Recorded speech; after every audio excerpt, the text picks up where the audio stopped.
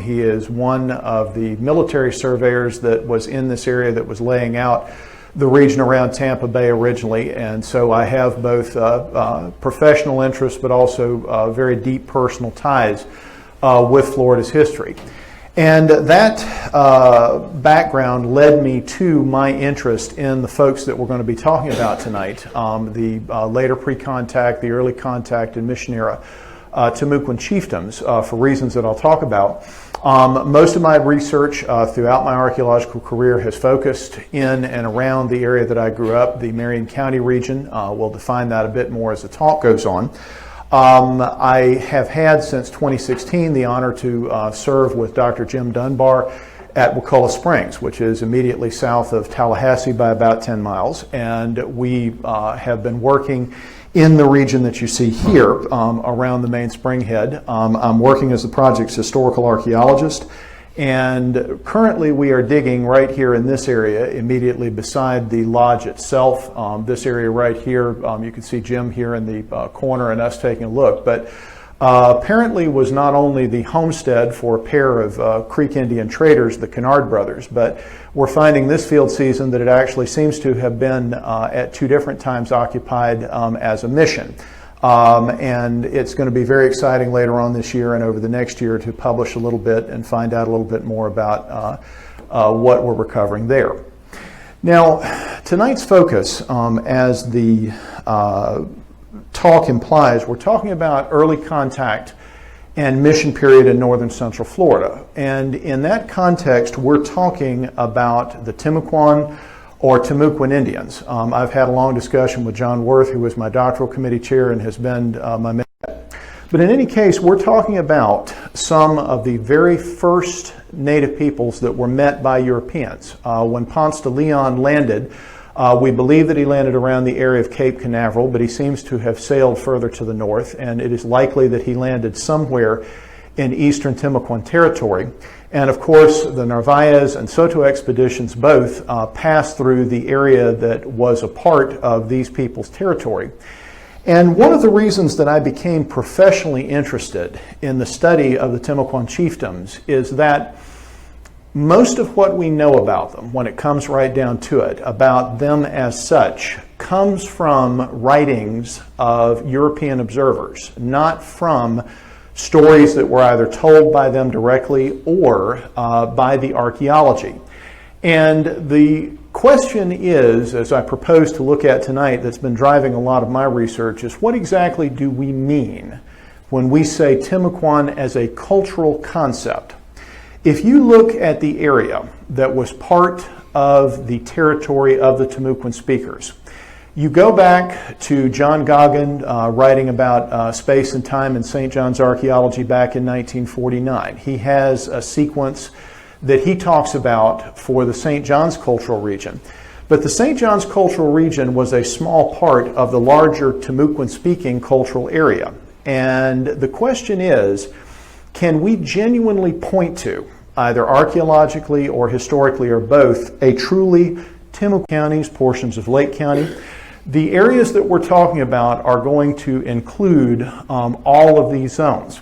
And this aerial map right here is just a very quick, very easy aerial map that kind of shows the locations of many of the sites that we have worked at, I and my crew and my students in that area between 2002 and 2016. And in the course of that time, we've had the opportunity to get a very good detailed picture on the ground of exactly what the archaeological complexes, because as I'll talk about, there's more than one, in this area look like. Now, in the course of doing these studies, what I have seen and what I would be looking for in each of the different areas where we were doing our studies was sites that we could say correspond with the late pre-contact or early contact cultures of that area, presumably based on the historical records, the archaeological complexes that could be associated with the Timucuan Indians. And the question is, in doing this research, what does it look like? What can we say archaeologically? What does it tell us, if we can, in the course of doing this research, about what the living cultures that we call the Timucuan Indians were actually doing? Now, in the course of 14 years of research in this region and large-scale surveys as well as fine-grained studies at a considerable number of sites, both during my doctoral research and afterwards, I believe, based on the results of this long-term study, that there are indeed three definable areas. The safety harbor culture, which we'll talk about first, and there is a portion of the safety harbor culture inland in this area, the St. John's culture, and the Alachua culture, that we can say, in fact, do correspond in the late pre-contact period and the early contact period with three specific Timucuan chiefdoms. In this case, the Ocale, the Acuera, and the Potano.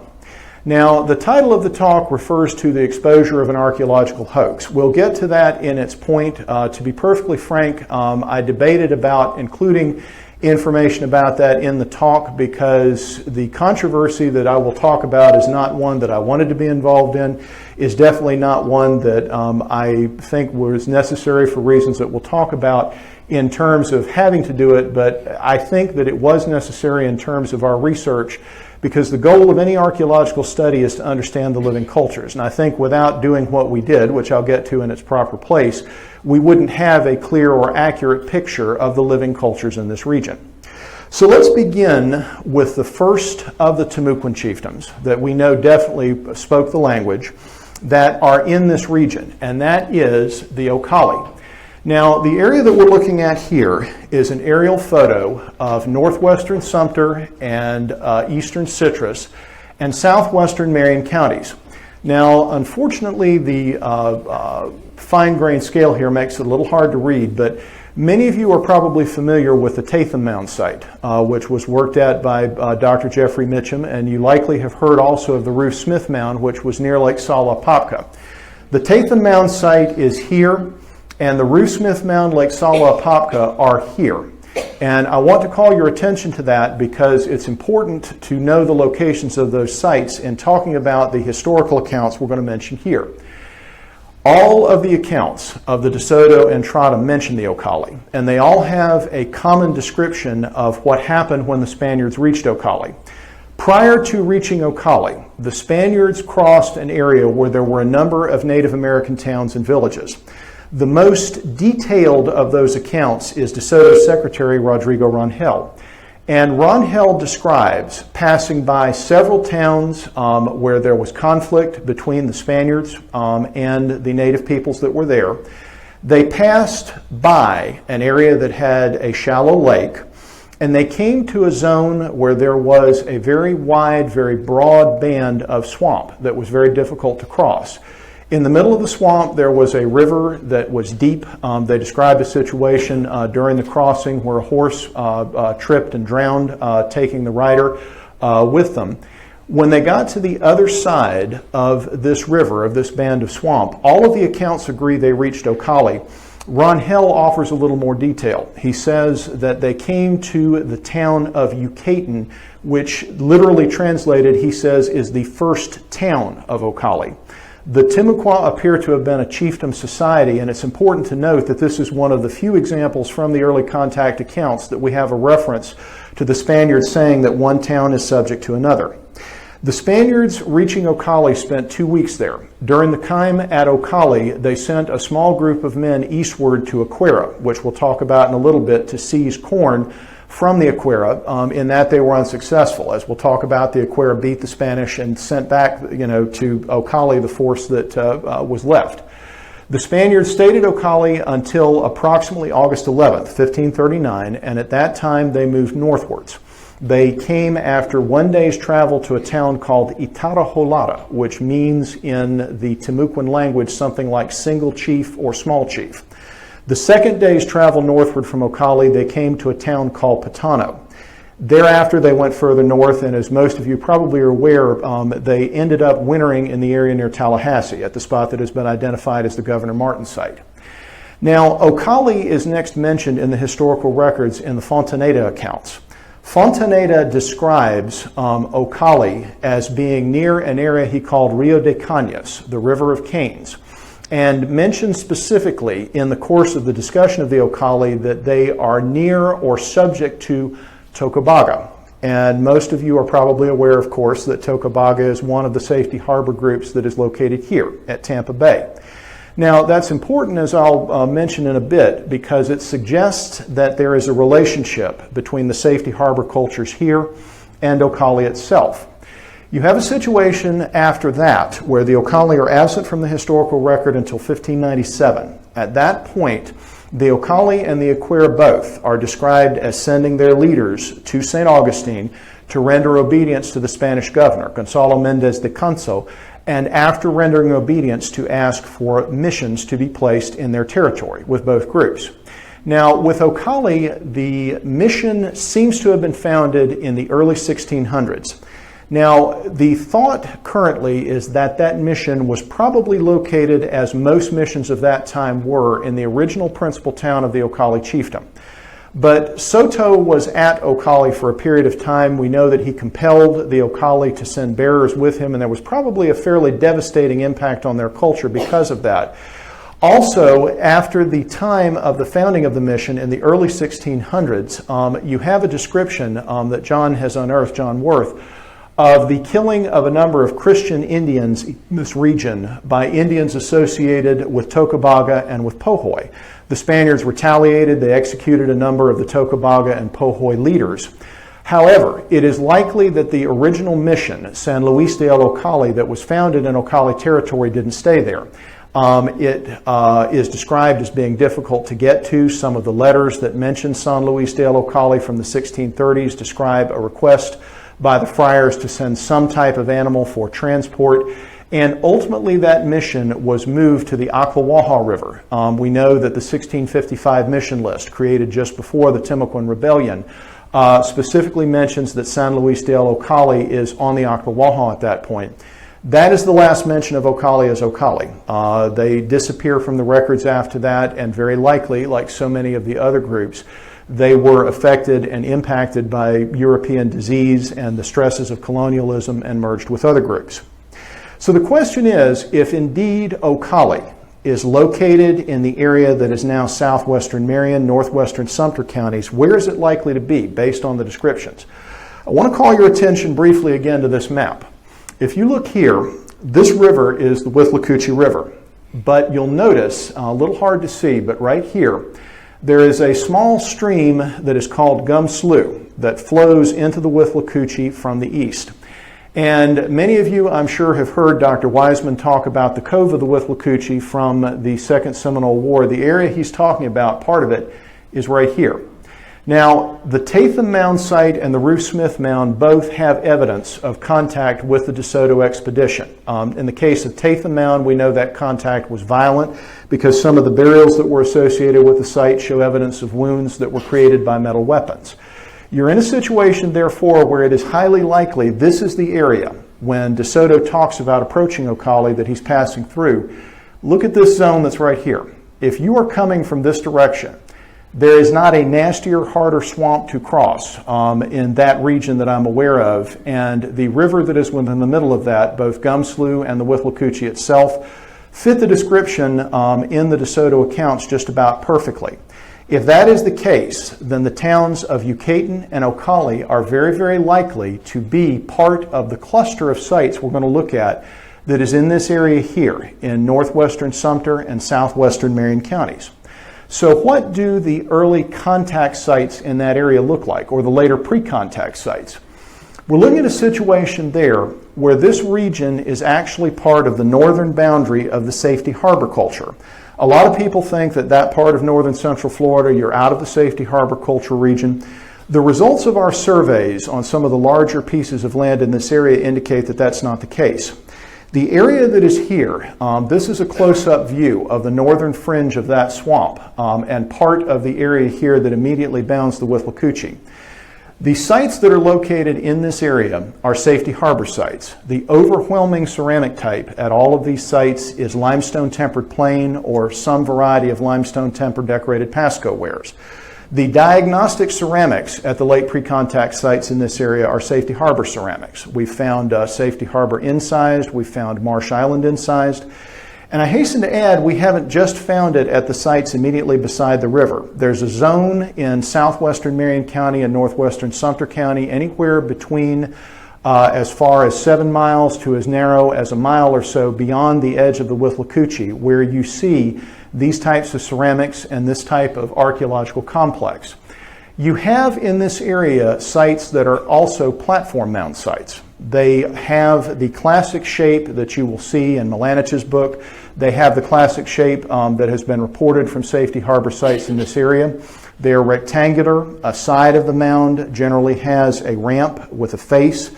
The mounds that we investigated here, in this particular slide, the Will Hawker mound site and the Cartop mound site, both had the sharp or steeper face facing the Withlacoochee. And in front of it, in both cases, there was a flat shell feature of some kind, almost like a platform.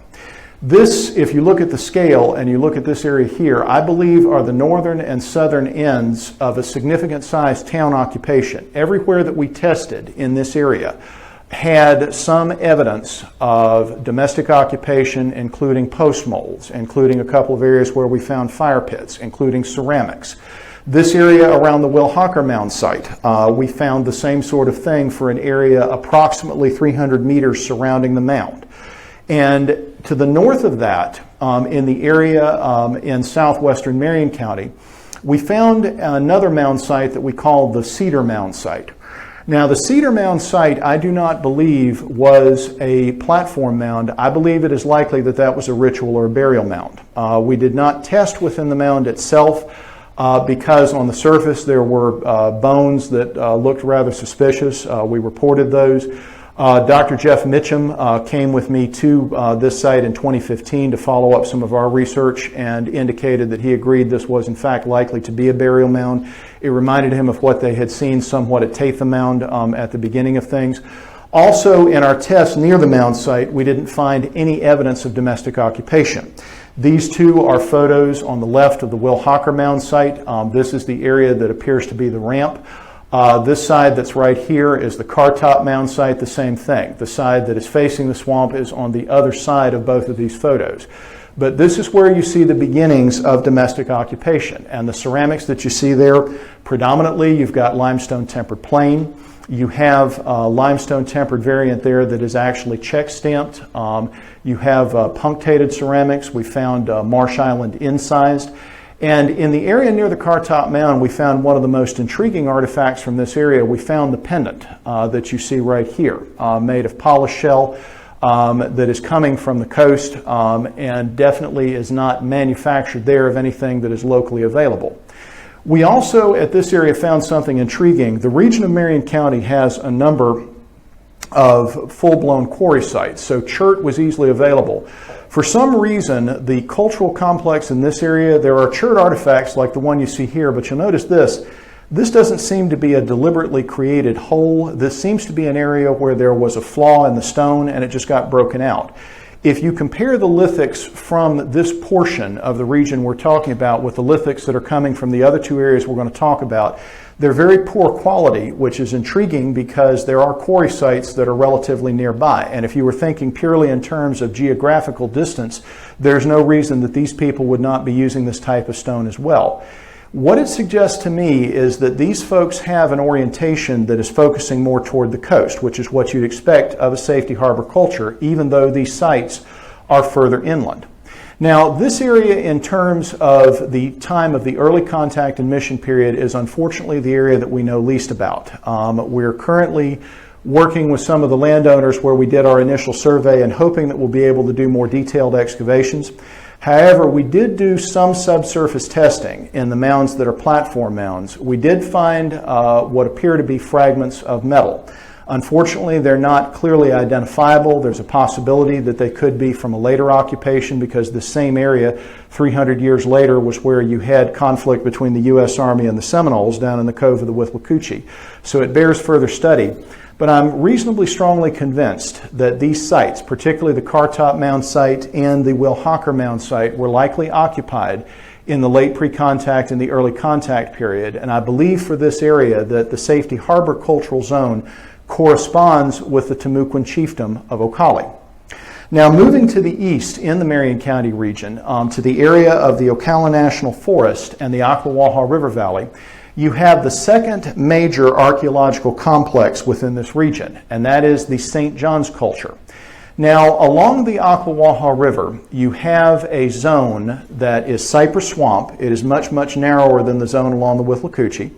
You have the higher plateau on the eastern and southern sides of the river because it curves to go into the St. John's that has the sand pines and the poor soil that you find in the Ocala National Forest. And you have a zone between them, varying anywhere between a couple of 100 meters wide to as wide as a quarter of a mile in some places. It is in that zone that all of the later pre-contact sites, the St. John's II era sites, are located, or on the western side of the river in a zone that is reasonably close to the river, anywhere between 200 to 300 meters in most cases. So let's look at what these folks' archaeological complex looks like. Here, the ceramics and the layout of sites are very, very different than you see over in the southwestern area that we talked about, the Safety Harbor Cultural Region. Talking briefly about historical accounts of the Acuera, they are mentioned in two of the early contact accounts, Rangel and Garcilaso de la Vega, the Inca.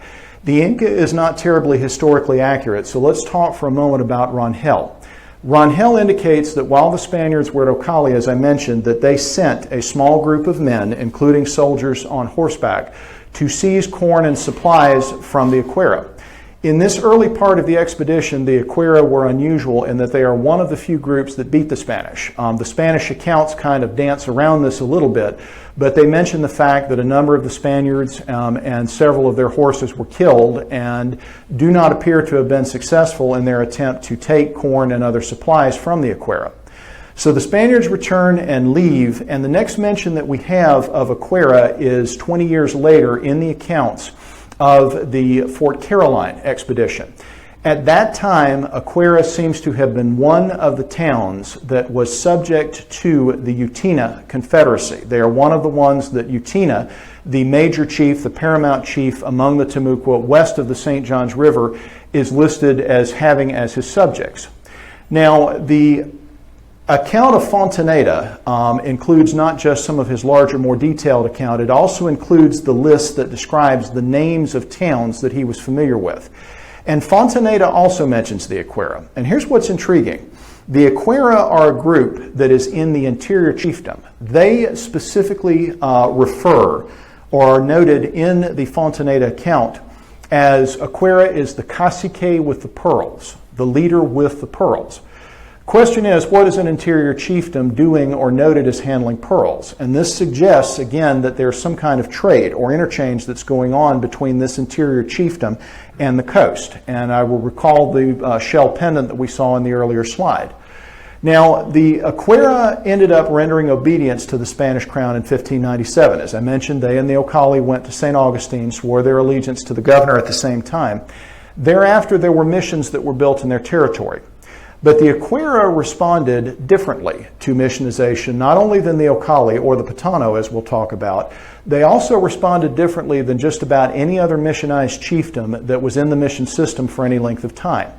There were three separate missions that were built in their territory. There was San Blas de Avino, which was founded around 1612, existed till about the beginning of the 1620s.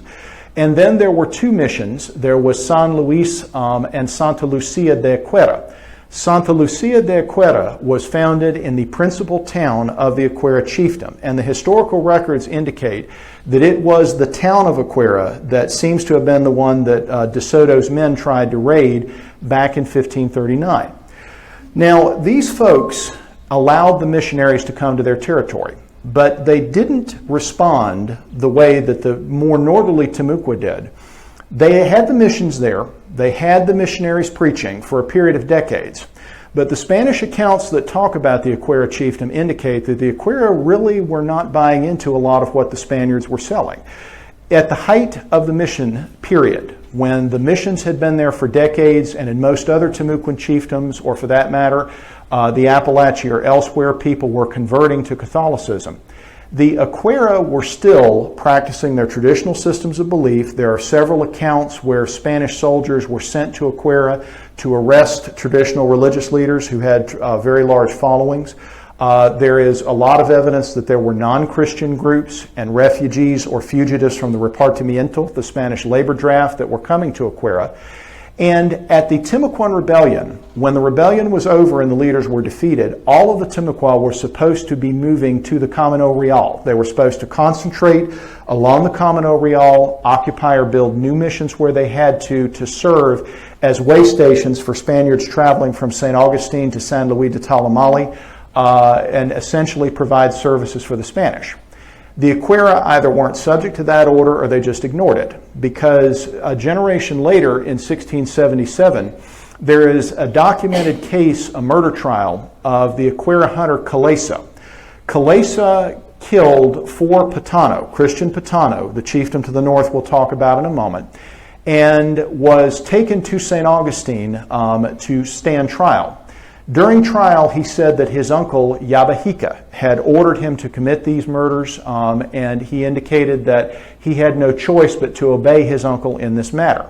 During the course of these killings, Calesa was assisted by his brother, who was named Picata Nalis, and both were operating at the orders of Yabahica. If you translate those Timucuan words into English, there's something very interesting going on. Yabahica, Yaba or Yava, means literally shaman, or traditional religious leader. Hika means town of. So the leader of the Acuera in 1677 is the leader of the town of shamans, the town of religious leaders, or as the Spaniards would call it, the town of sorcerers. His brother, Picata Nalis, if you translate it into English, means literally the golden servant, or the golden vassal. And Calesa, during the course of the trial, mentioned that he had been Calesa, but now that he was a man, having apparently done these acts, he was Yasa, which means literally, if you translate those names, handsome or agreeable one, to someone who is now no longer agreeable. Apparently, he's gone through a status change as a result of these killings. So this suggests, through the historical record, that the Acuera are very, very strongly attached to their traditional belief system. And if you look at their name, there's kind of a kicker there as well. Acuero, which are the words that Acuera is based on in Timucua, has a double meaning.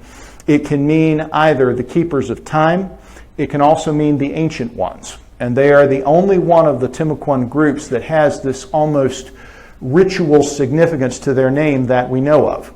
And the Timucua generally dropped in numbers. Their societies sometimes concentrated to a single small village in the later 17th century. The Acuera did not. They not only stayed in their traditional territory, but these 1677 trial transcripts indicate that they had at least 3 towns, all of which were subject to Yabahica. So they're still in their traditional territory. They're still practicing mostly their traditional religious system, because the trial transcripts say that they were heathen, that they did not practice Catholicism at that point. And they are still mentioned as living in the woods, rejecting Spanish accounts all the way on up until the beginning of the 18th century. And they are the only Timucuan chiefdom that seems to have done that. So, this unusual group, what do they look like archaeologically? Is there a correspondence between the archaeological sites and what we see in the historical record? Now, I did a survey along the Ocklawaha River as a part of my doctoral study, and then looked in detail at some specific sites. There's an interesting fact about this entire region. All of these sites that are later pre-contact sites are St. John's sites. St. John's check stamp predominates at sites that seem to be occupied in this period. There is primarily I should say, sites along the Ocklawaha River. There is a smaller site cluster at Lake Kerr, here in the north portion of the Ocala National Forest. Now, there is one very large site that seems to be the principal town site, based on evidence that we will talk about. That is the Hutto Martin site in southeastern Marion County, 8MR 3447.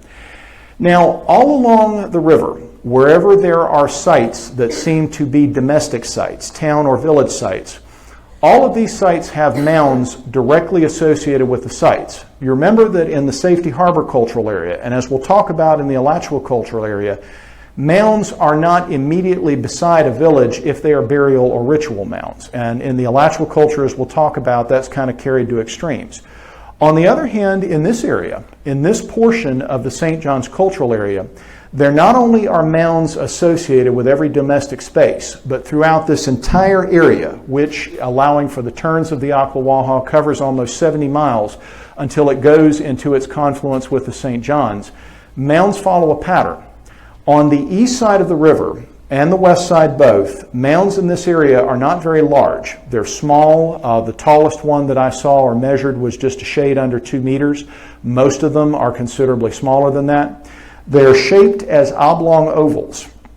Where they are situated near a habitation site, on the east side of the river, if the mound, as in this kind of idealized schematic here, is running east and west, it's because the river's going north and south. On the west side of the river, the orientation is different. Everywhere that we could measure and that we could take a look at, the mound is going to be a similar shape. The long axis is going to run parallel to the river. And that pattern follows from this area all the way up to the far north.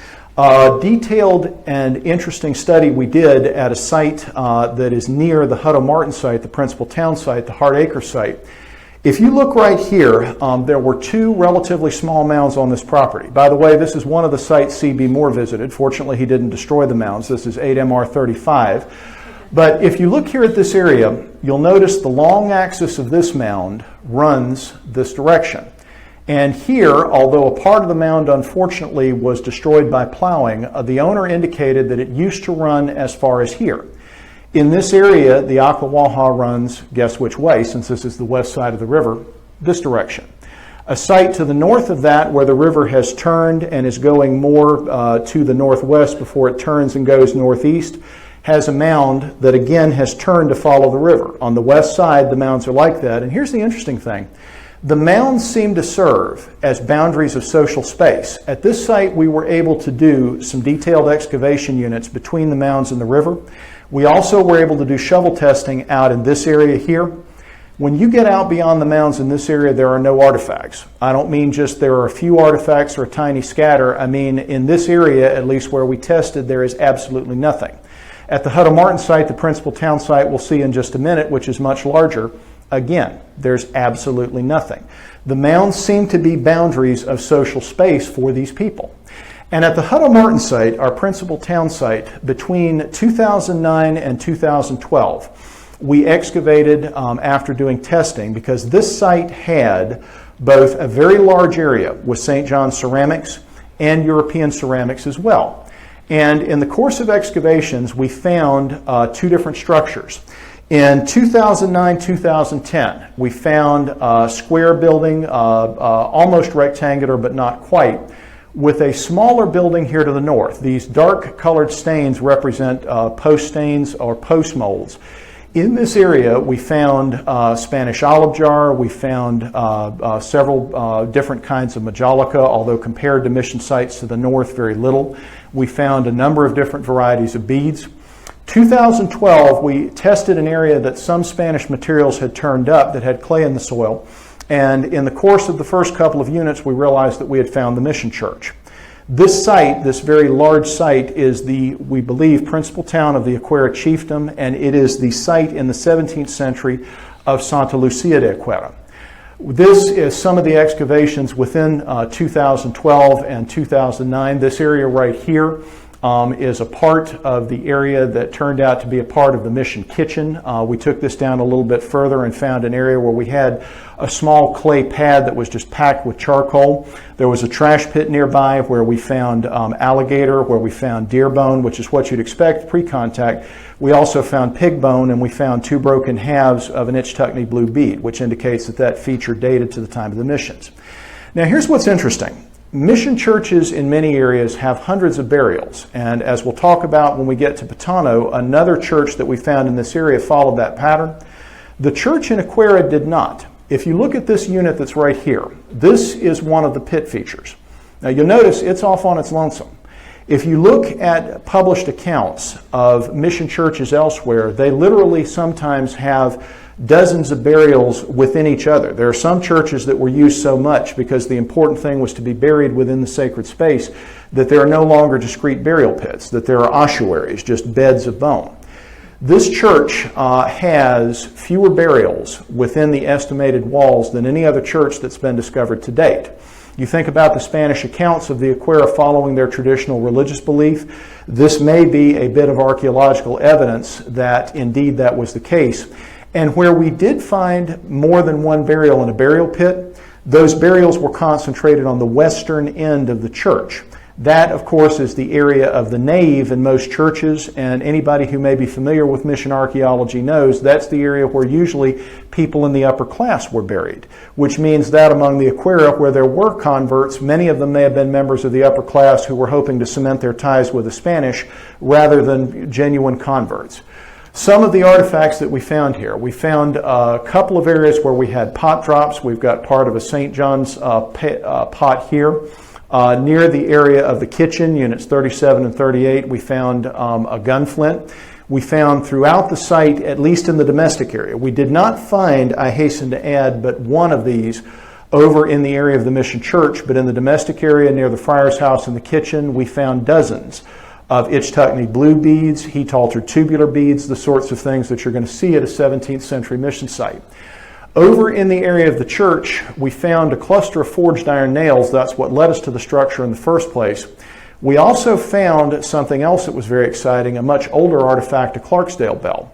This bell, I asked Kathy Deegan to take a look at, and she indicated this is one of the varieties of Clarksdale that is common in the 16th century rather than the 17th.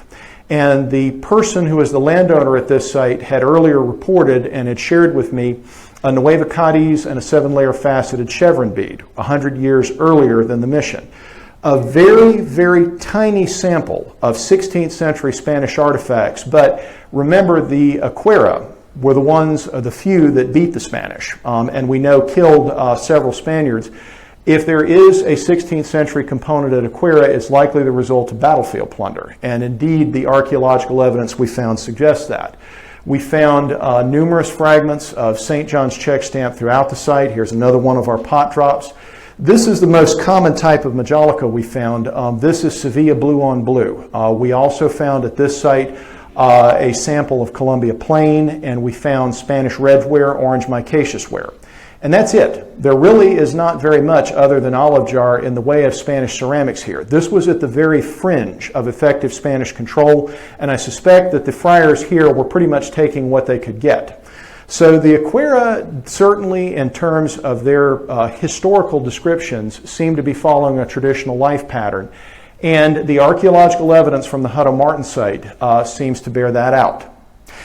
Now we leave sober archaeology, or actually we stay with sober archaeology, but here's where we get into the point in doing research where unfortunately we had to debunk a hoax.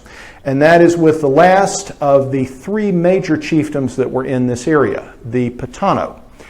Now, the Potano are mentioned in quite a number of the early contact accounts, and they were around the longest during the mission period.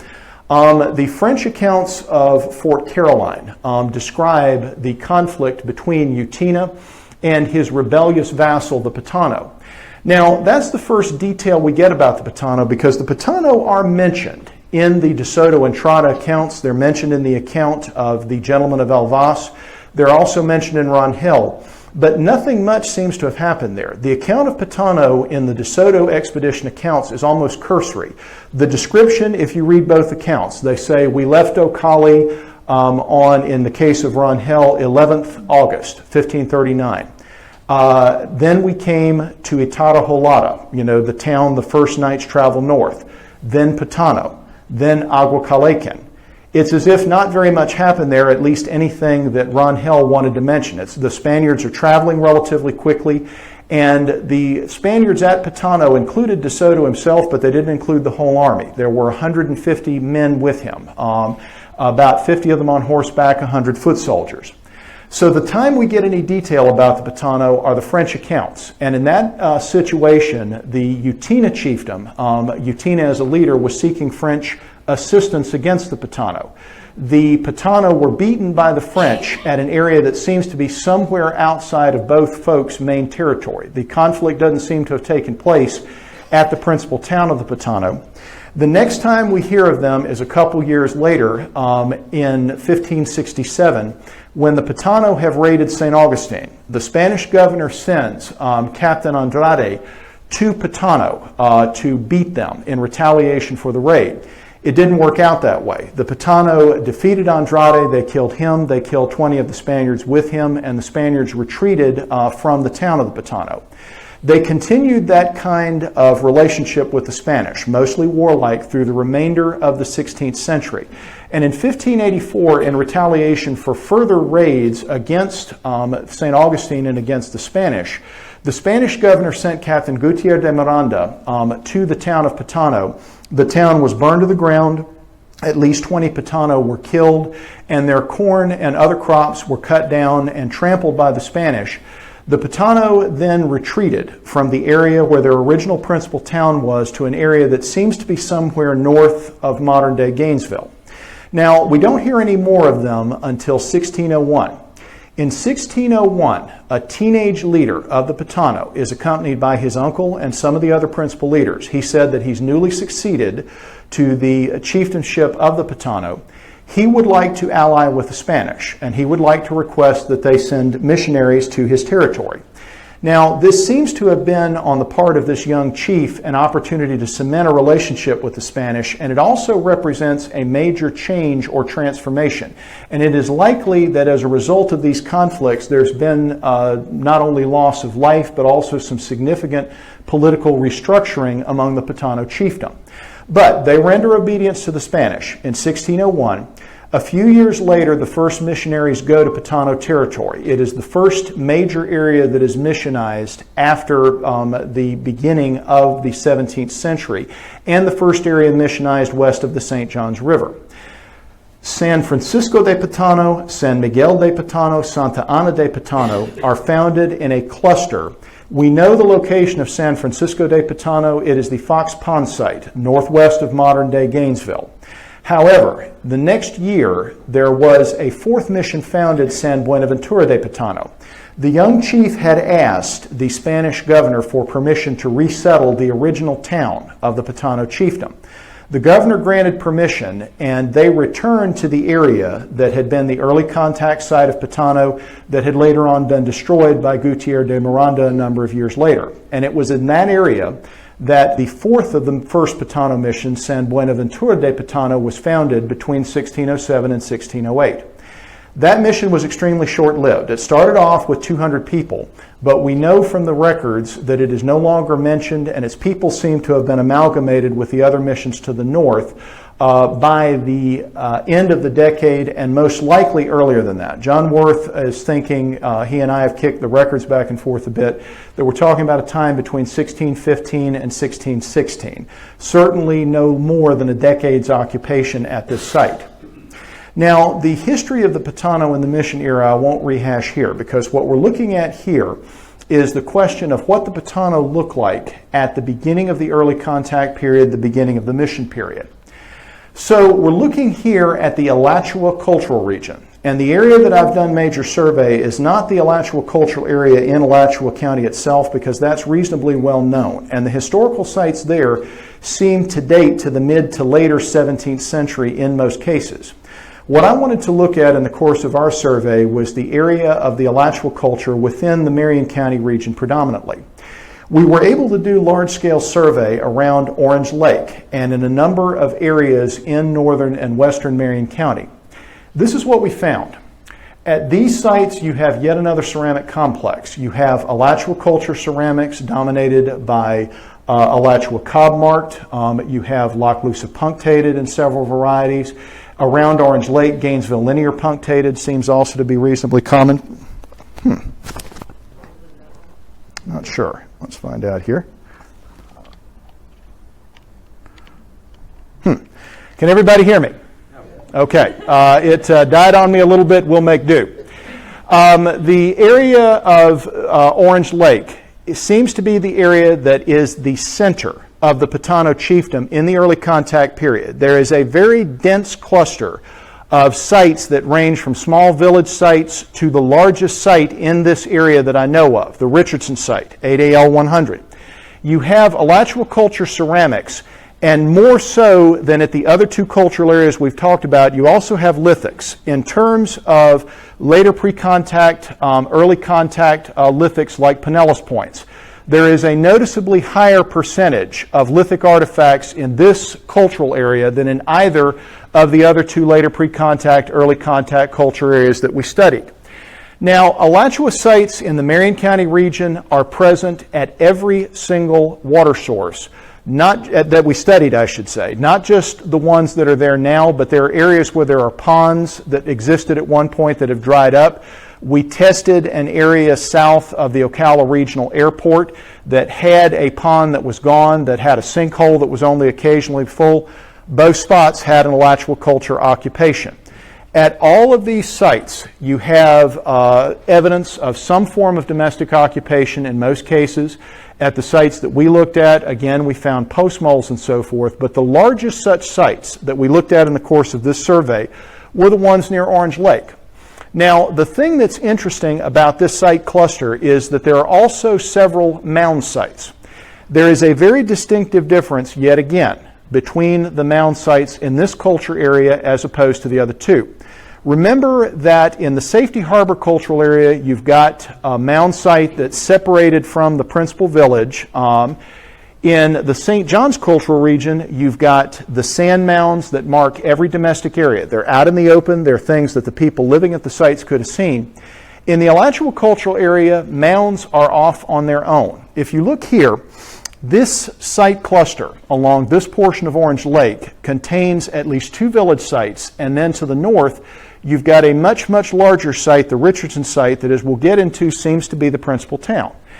And down here, you've got this little tiny site here. That is the Richardson Mound site. We tested around the mound itself and found Alachua ceramics at a distance of maybe 5 meters at most away from the mound. Go beyond that and there's absolutely nothing. Again, almost nothing in that area. And not only that, even if you imagine all of these trees were gone, a little difficult to see on this map, but this area here between the areas that are domestic sites on the lake and the mound is a ridge that, even if the trees had been cut down, would be very, very hard to see. There's another mound site on the southern end of Orange Lake that we looked at, the Regatta Mound site. Same pattern. It is a minimum of 1/3 of a mile from the nearest village site, and it is in a position that appears to have been near the edge of a wetland that would have been very, very hard to see. We have at that site not only Alachua culture ceramics, but we have European materials, in that case an Ichtuckney blue bead. So you're looking at a situation where in the Alachua culture, whatever's going on at the mounds is not out in the open, the way that the St. John's culture folks would have had. It's esoteric almost. It seems like it's deliberately being placed at a distance away from any type of active or ordinary domestic use.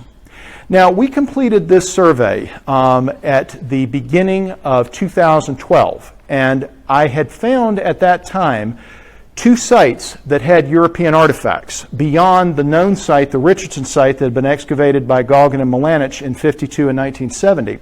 This site right here, the high ground site, and another site on the south we'll talk about in a minute. I wanted to find out, okay, if the Richardson site is a European site, because Goggin and Milanich had both reported finding Spanish artifacts as well as Alachua culture artifacts, what is it exactly? Because now we have two more sites in the same area that also have Alachua culture artifacts and European artifacts as well. Are these sites mission sites? Are they visitas, if not doctrinas that had a resident friar, or are they just in an area where apparently there's trade with the Spanish? About that time, a very interesting announcement was made, and that was this site. In 2012, you had this major announcement by a gentleman named F. Ashley White that he had found the site of De Soto's Potano and Mission San Buenaventura de Potano on his family's property. The site that he's talking about, the White Ranch site, 8MR 3538, is here. It's down in this region near Black Sink and Gooski Prairies. Now, this announcement seemed pretty spectacular because this gentleman, Mr. White, reported finding 7-layer faceted chevron beads, Nueva Cadiz beads. At one point, he said that he had found a cache in the area of this site that had more than 100 coins, Spanish maravedis, with dates that he said were in exactly the right range. Found a jaw of a pig, this jaw that's right here. Found, he said, just extraordinary evidence of a mission church, and this showed that this was indeed a De Soto site.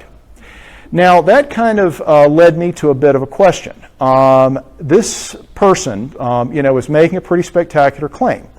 But these types of things have been found before by people who are amateurs and otherwise. And the problem is, if you remember, all of our evidence seemed to suggest that this is the political center of the Potano chiefdom, that there aren't much larger sites out here, that these are smaller villages that are probably subject to this area up here. So what exactly is going on at the White Ranch site? I contacted Mr. White, and he was at that time very enthusiastic to talk to me. He brought me a bag that was full of the coins that you see here. And that was where I kind of got a little concerned. Unlike bags of coins that you will find from an ordinary archaeological excavation, this didn't have any provenience information. He said, "Oh, we found all of these together." And I'm thinking, okay, well, sir, could I come out and could we take a look at your property? Well, not right now. I want to write some things up and we'll take a look at it, but at some point, yeah, we'll let people do this. Asked him again a little bit later on, and he indicated to me that there was some type of family disagreement that we couldn't come to the site. But don't worry, at some point I'll be happy to let you come take a look at it. Now, the problem is that we're looking, again, remember, at 3 sites near Orange Lake. The 2 that we had discovered, the high ground site, the Swopes Cache site that had Alachua and European components. And then we have the site that Goggin had first worked at in 1952 and Jerry Milanich worked at with Charles Fairbanks in 1970 that had not only an Alachua culture occupation but a pretty fair amount of European ceramics. And here's the kicker. John Worth, when he did his research, looked at those reports, and based on John's study of the historical evidence, he predicted that this site is the site of Potano, both the site of the De Soto expedition Potano and 1607, 1608 San Buenaventura. So what to make of these conflicting claims? I went to the landowner and made arrangements to begin doing more detailed studies at the Richardson Site, 8AL 100. Now here's what we found. We were able to go into areas that Goggin and Milanich were not. We tested this area across the road and found that the site extends this direction down to the lower lying areas near the edge of Orange Lake. I went back to the Florida Museum of Natural History, and Goggin's collections and excavation were not just on the main area of the site, which is this ridge that you see here, but the area over here. He reported finding Alachua culture artifacts and some European artifacts as well. That meant that this was a pretty big site, anywhere between 25 to 30 acres. So we've got a very large site here that we're trying to figure out the nature of. Neither Goggin nor Milanich had reported a mission church or any other sign of mission structures. They just found artifacts. So we went to the Richardson site in 2013 and again in 2015. Here's what we found. In 2013, we found the outlines of a rectangular structure running northwest and southeast that within had at least 21 burials we uncovered. Based on the estimated size of the building, the burial population is likely somewhere in the neighborhood of 174. This is a mission church. This is exactly what you're looking at when you're looking at a mission church. We have this very large post mold you'll see on the wall in Unit 9 that's a part of the area here that seemed to be part of the wall of the church. We have another post mold here. We had one that we didn't even realize that we had penetrated by one of our judgmental shovel tests when we were testing prior to excavation. And we found a pattern of forged iron nails in close association with some of these post molds. With one of them, we still had the nail in situ with the post itself. So we knew we were on a missionary structure. Now, we saw these kind of odd oblong features, and I knew I had a pretty good idea what we were looking at. It wasn't until I actually stepped off the site for a few minutes to take a phone call that I had one of my volunteers call me and tell me, hey, we have a problem. We found teeth in the screen. You need to come back on site. These features turned out to be burial pits that were intersected by posts inside the walls of a mission structure. In 2015, when we returned to an area to the east of the mission church, this is what we found. We found an area where we had these very, very large, greasy pits, literally greasy. The soil was filled with what appeared to be lipids of some kind, what you'd get from a kitchen. We found a small portion of a line of smaller posts, and then another area here where we found a line of larger.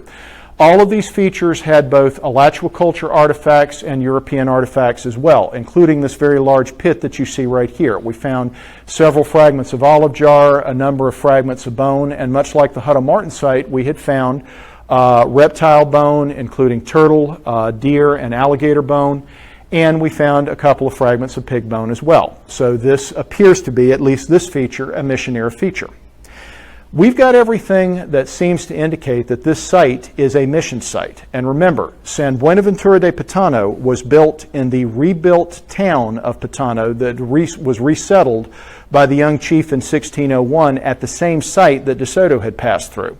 Because in addition to these artifacts, we found two little tiny fragments of what appear to be chainmail armor, and we found 7 fragments among the middle style olive jar of the 17th century that, based on the thickness and the vessel form, seem to be early style olive jar.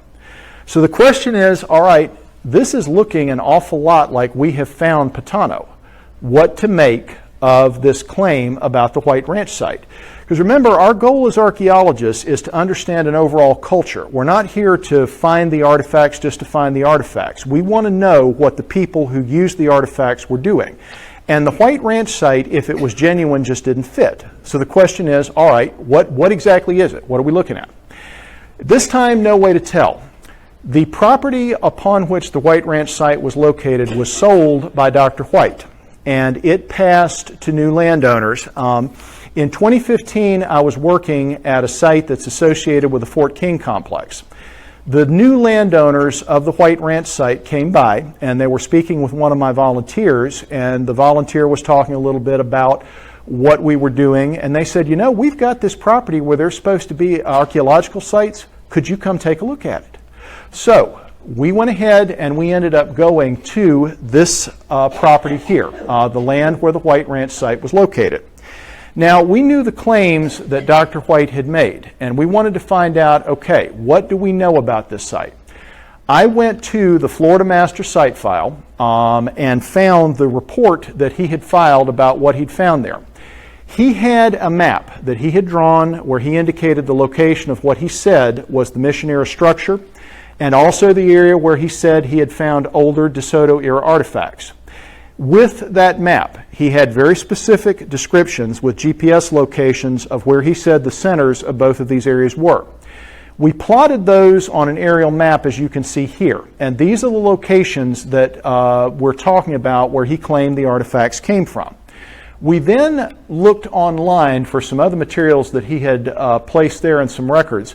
One of my volunteers actually went back and looked at the sequence of aerial photos from just before and just after Dr. White had purchased the property. Turned out that the area here where the Spanish mission structure he had claimed was found is right here. And you'll notice before Dr. White purchased the property and just after he'd purchased it, there's this little road that lets you get in. He built or constructed a road and dug out this area right here, apparently for fill and to build a culvert. And that's where he said this mission church was located. And just on the other side of a watercourse is where the older artifacts were. This is a year or so after this photo right here and shows the site after it's grown up a little bit.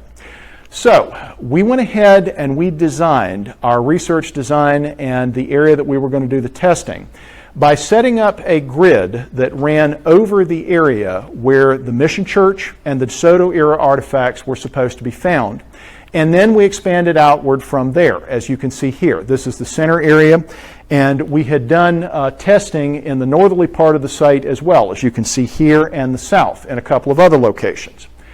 Now, we went to Dr. White's publications about what he had found, none of which are in any kind of peer-reviewed journal. They're all online resources or videos. And we went to the area that he pointed out. This is our datum point and the line where we began our grid on the property. This is where he said that the mission church was found. In the video, he specifically pointed to this area where you see the line that's right there, which is on the southern end of this dugout, and he said, here is where we found the mission church structure. And this area immediately behind him where you see this mounded earth, the coins that you saw, he said that he found them in a cache, that all but one of them were buried right here. Now, I'll call your attention to this tree and this clump right here. We tried to match the areas that he talked about, not just with the GPS readings, but also with vegetation that he showed in the stuff that he had published. This tree here is this tree and this tree right here. This is the dugout area, and this is what the area that he's gesturing to looked like when we were actually able to go out to the site. This is what we found. In every single location, we found what is called Linn soil. Linn soil is in the USDA soil survey, and I quote, as soil that is not suitable for agriculture under any circumstances because it's associated with a wetland. Most of the places that we dug, we found what archaeologists in the room, professionals, will recognize as a spodic horizon. A spodic horizon is what builds up under an area where there's a wetland when it dries out. It can be either a form of peat or it can be materials that have percolated in the soil, but it represents the area of an old wetland. In this photo, it's a little hard to see, but we found one spodic horizon here and we found another down here. Now, remember the abundance of artifacts that we have seen at these other sites. Back up just a little bit. This is just a sample of the kind of artifacts that we were finding at the Richardson site. This area right here is the central area near our excavation units after a rain. You can see with dozens of Alachua tradition ceramics, Spanish Native American materials. At the White Ranch site in our shovel test, this is what we found. This is one test. This is another one. This is another one. Not a single ceramic from any time period, neither Native American nor European. Nothing that is of European manufacture, and nothing that is later than the Middle Archaic period. We found a rather interesting artifact at the White Ranch site that we referred to as the can opener. It looks like an area here where you have an archaic stem point that has been reworked with this kind of odd shape. But that's it. And we didn't find very much of this. We found this in a limited area near the watercourse. Most of those shovel tests that you saw in this map were absolutely sterile, and most of them in certain areas filled in with water. Now, I wanted to be sure that I wasn't somehow missing an area I ought to look at. We had Rochelle Marion and Jeff Mitchum both come and visit the site while we were doing testing. I was digging a post-hole test with one of my students when Jeff was watching. We didn't get deeper than 35 centimeters because the hole started to fill with water. Not the kind of place that you would expect a major principal town site to be. And there are problems with the artifacts White reported themselves. Jeff looked at the beads that Dr. White had put online. We weren't able to look at the original artifacts themselves, most of them because Dr. White refused to allow any inspection of his collections. But Marvin Smith had the opportunity, along with Rochelle Marion, to look at some of the beads he presented back in 2012. I talked with them. Marvin Smith indicated that some of the beads that Dr. White presented were genuine, but that a number of them appeared to be replicas of a type that was known to have been made in India in the 1980s. The pig jaw, for anybody who has worked here and worked in a sandy soil, let's take a look at that jaw again. Looks really, really wonderful, except that it's awfully intact. For anybody who's worked with archaeological bone, you'll know that it tends to decay, and you usually only get fragments. There's nothing in that soil that would indicate any good reason for preservation, so having that jaw intact is a bit suspicious. And let's look at those coins. Let's leave aside all of the problems with the site, the fact that none of what Dr. White claimed was there, the fact that the artifacts we did find were from the wrong time period, the fact that the soil, because it is poor for agriculture. Remember, the Alachua culture, cob-marked pottery implies corn, and all of the Spanish accounts later on indicate that these people grew maize. That's a part of their subsistence strategy. I doubt that they're going to be putting a major town with maize fields in an area where maize, and for that matter, pretty much every other crop won't grow. Even today, any farmer with sense in the Marion County region won't buy land out there unless you're either raising cattle or horses, because you can't grow crops out that way. But if you leave aside all of that and you assume that in fact somehow magically there's a site out there, the coins, he says, date through the period of time of 1621. Remember, the site was abandoned at that point. Terminus post quem, unless De Soto and the monks had a time machine, it's highly unlikely those coins were put there in a cache. Now, his claims of a mission church were based on a survey that was done by Rich Estabrook of FPAN. And I contacted FPAN. I got their GPR slices of the area we were just looking at of that dugout. This is a picture of what Dr. White said was the wall of a mission church. Now you look at it and you look at the pictures, maybe you could see that. You've got a straight line, you've got these kind of circular features. Okay, maybe, possibly there's something there. So we went ahead and placed our grid of tests right over this area. Ended up finding this. We went down anywhere between 5 and 15 centimeters and we hit that same spodec horizon. One of them I tried to go deeper, which was this one right here. We got down to a point where I just said the devil with it. You know, it was like trying to dig through clay. It was like trying to dig through other stuff, and it just didn't seem to be producing anything. So the GPR survey seems to be reflecting off of this spodec layer, not off of anything cultural. Overall, this situation kind of led me to the conclusion that this site is not a site. There is a small middle archaic component there, but this is not a case based on the evidence that I could see where you have a later pre-contact site that was misidentified, or maybe even a small contact era site that was salted with artifacts. This looks like a situation, quite frankly, where somebody went out, picked out this area and said, you know what, that's where De Soto went through. Here's the artifacts. Because if you look at the writings that were placed about this site, there's a lot of talk about the age of the artifacts. There's a lot of talk about the history. There's absolutely nothing of what you find in any competent or credible archaeological report, which is photographs of your excavation units, which is photographs of the artifacts in situ, which is good detailed maps or anything else. Reluctantly, I have concluded that no late pre-contact, early contact, or mission era component ever existed at the White Ranch site, and that this site represents a hoax. So we're looking here at the close of things, and I apologize for running a little bit over time here, but I wanted to make sure we got the chance to cover everything. What exactly can we say about the Timucuan cultures, the genuine Timucuan cultures, and the real sites at the end of this study? What I think we can carry away as a lesson from this is that these people did not have not just a unified culture or a unified archaeological culture. They spoke a common language. But the living cultures seem to have been very different from each other, even if they were in close proximity.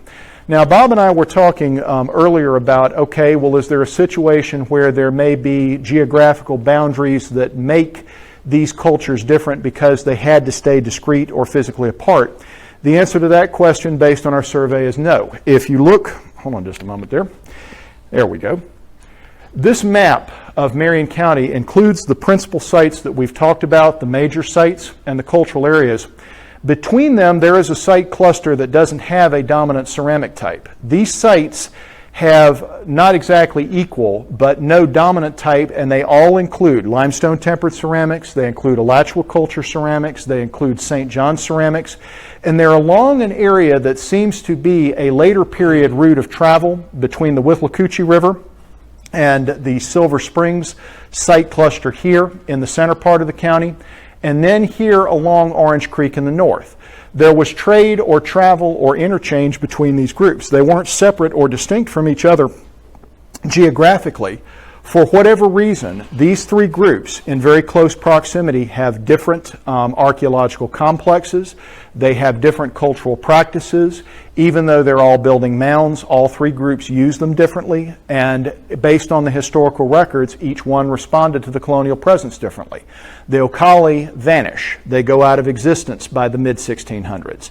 The Acuera don't vanish. The Acuera are not only there, but they're following their traditional religious practices and their traditional ways of life in their own territory right on up to the beginning of the 1700s.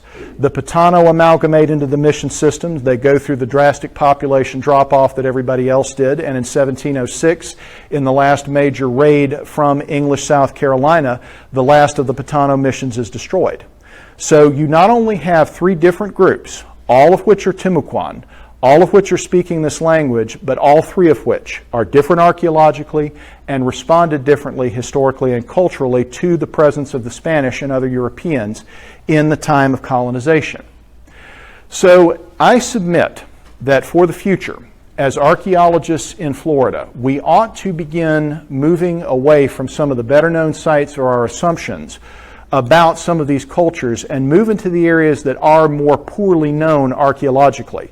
If you look at areas, for example, like Keith Ashley's work with the territory in the northern St. John's area near Jacksonville, Keith has defined a very distinctive complex that he believes is associated with the Mocama chiefdom. I submit that for the Marion County region, for this part of northern central Florida, these three complexes can be, with at least some reasonable certainty, correlated with the living cultures that produce them. And I believe if we move into areas that have been lesser known, the Swanee Valley cultural region, there's not a lot of great work that has been done there. There is not a lot of work that has been done at some of the Timucuan sites off the coast in southern Georgia. I think if we move into those areas, we're going to find out a lot more about what was going on in the early contact and mission era. And in terms of our discipline as a larger whole, this situation with the White Ranch site and the exposure of the hoax is not something I ever wanted to be involved in. It was pure chance. One of my volunteers happened to talk with the new landowners, and we got the opportunity to go to the site to find out what was going on there. But I submit that it's important in this particular context for all of us to remember, we're living in a time when, as archaeologists, as scientists, people are not just calling into question the knowledge of specialists, they're calling into question on a larger scale of things the very idea of any kind of objective truth. If in our discipline we're getting into a situation where people can say, oh, I think that area over there is associated with this group. Well, I don't want you to insist that I provide any proof about it. I don't want to be followed up on because I happen to think that that is the area where this culture existed. We have a situation where we're getting away from doing archaeology and studying the material record of living cultures and getting into just so stories. And the situation with White Ranch, I have no idea exactly why it got as much traction as it did for as long as it did, but it shouldn't have. And there should have been, before any of that was brought out before the public, questioning, follow-up, and study at the site itself and objective understanding of what was found there before the announcement was made, oh, this is De Soto's Potano. Instead, you had Jerry Milanich jump on the bandwagon. You had a number of other folks that had done that. Jerry has since kind of changed his thought on that. He and I have talked, Jeff Mitchum and I have talked, but you're in a situation where we must insist on the primacy of the archaeological record, however we interpret it, before we bring out our conclusions about things. And we also, all of us, I think, agree that archaeology is important, that preservation of the past is important. And we must, I as a professional, the professionals, and anybody who cares about this, be willing to go out and talk to the public about why exactly understanding of the past has to be based on the material record, about why exactly we do what we do. Because without that, just so stories become a lot easier to tell. With that said, ladies and gentlemen, thank you for me going overboard longer than expected, and I appreciate very much the chance to speak to you.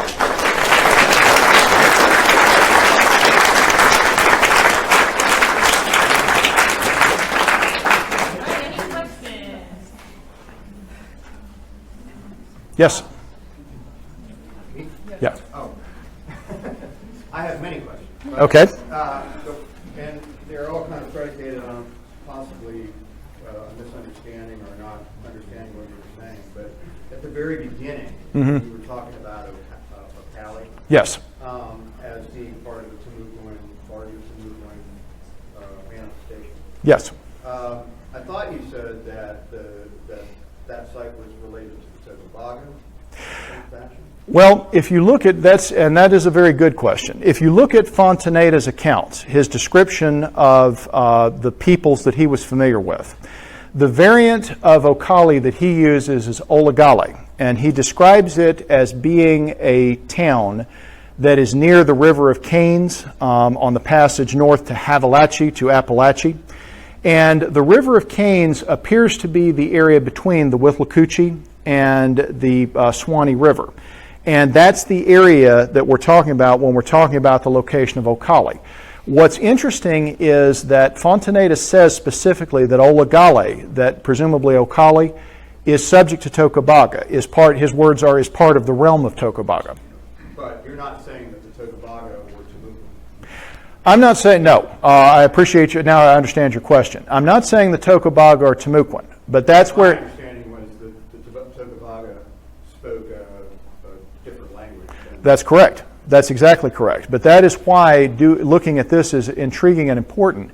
Yes, these two groups spoke a different language, but the Ocala, if the Safety Harbor site cluster we're looking at does in fact correspond with their chiefdom, their archaeological complex is a lot closer to what you all are seeing here on the coast than what you're going to see immediately nearby in the central, part of the state. And yet you have two different languages and a common language with groups that have a totally different complex to the north.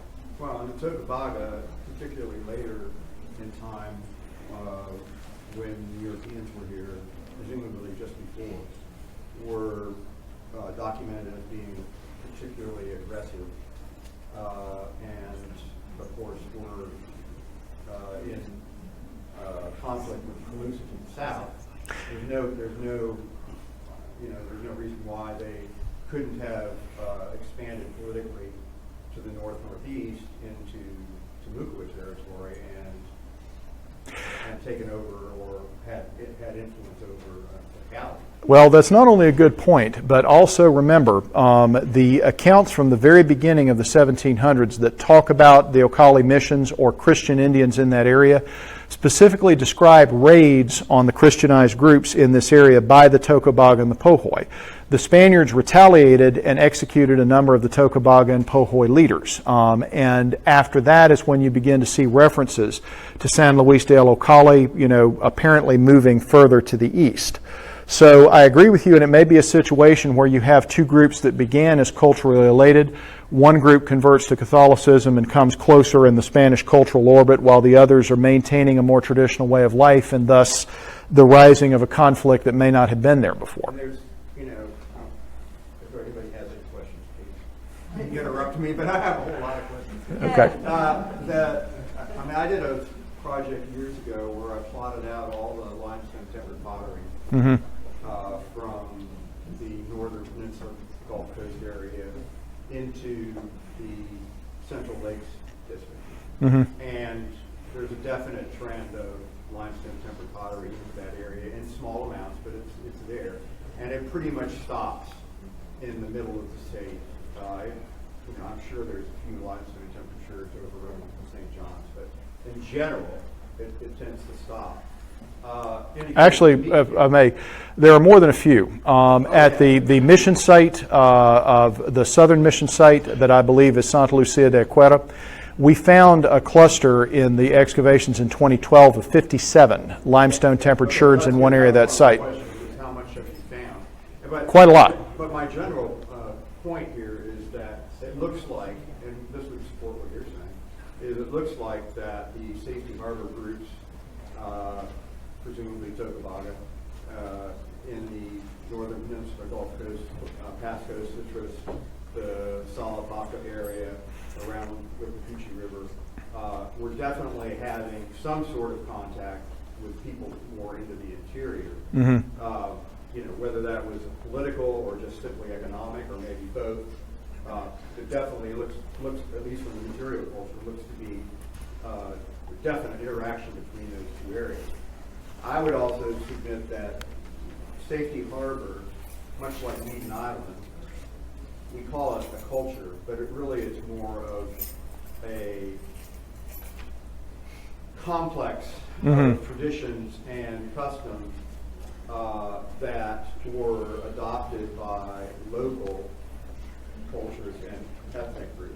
It's one reason why up in the Pasco, Hernando, Salapaca area, you find classic Safety Harbor burial mounds with the local limestone tempered pottery. And whereas down here you find that material with Pinellas Plain, sand tempered plain.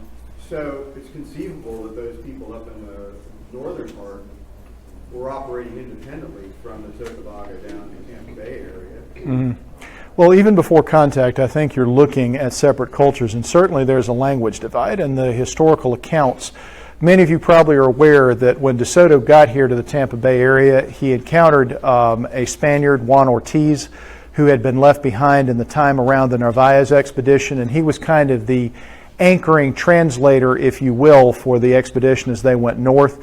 It's pretty clear that when he gets to a certain point, particularly when he gets into the area beyond what appears to be the Withlacoochee River, that they're in a different language area because De Soto compelled people at Ocala to go with him, and presumably some of those folks were Timucuan speakers because you're now in the Timucuan language area. And yes, there is some separation, I think, between this group that has a safety harbor complex and the ones to the south even then. But this group in the southwest does seem to have a lot closer ties with the coast than either the St. John's folks over here or the folks up here. Now, you were asking about a grading of different types of ceramics. If you look here, these sites are some of the few that we do have good radiocarbon dates for. These are the ones that are not the main principal sites. The two principal town sites of Richardson and Hutto Martin, we have European artifacts that have a very tight date range. So we've got a pretty good idea when they were occupied. These sites don't have European Spanish artifacts, but they do have Native American artifacts from the right time. The winter campsite, which is right here, is about a third St. John's, about between a half and a third or a portion of Alachua culture ceramics, and then the balance is limestone tempered ceramics. Yes, the date on this site. I mean, the introduction of limestone tempered pottery, or the expansion or all I know is when the Alachua ceramics and the limestone tempered ceramics at that site date to. They date to the period with a calibrated date between 1450 and 1640 AD. So our little site here was probably used or occupied sometime in the early contact period at least. Was there like an earlier component here? Yes, there's a Weed Island component, and the interesting thing is Do they have limestone tempered? No. The interesting thing about that is we had radiocarbon dates for that too. The Weed Island component dated to between 1080 and 1130 AD. Had a little bit tighter date range. Limestone is coming in, like you say, later in time rather than throughout the whole thing, which would support what you're doing. Possibly, yes. Other questions? I got a question from the internet. All right. All right. Celeste wants to know what happened to the people of Acuera. Are there any that are still in the area?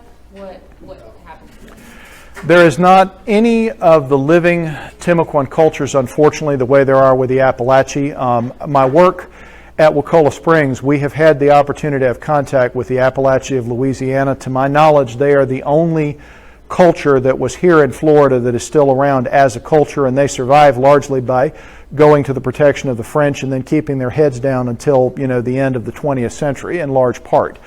However, I would consider it likely that at least some Acuera may have joined the emerging Seminoles because they stayed in their territory, and of all of those groups, they're the ones that maintain their traditions the longest. If any of them did survive or have descendants among the later Native American groups, the Acuera are the ones I would consider most likely to have done so. You're welcome. Other questions? Ladies and gentlemen, thank you for your extraordinary patience listening to me this long. I appreciate it.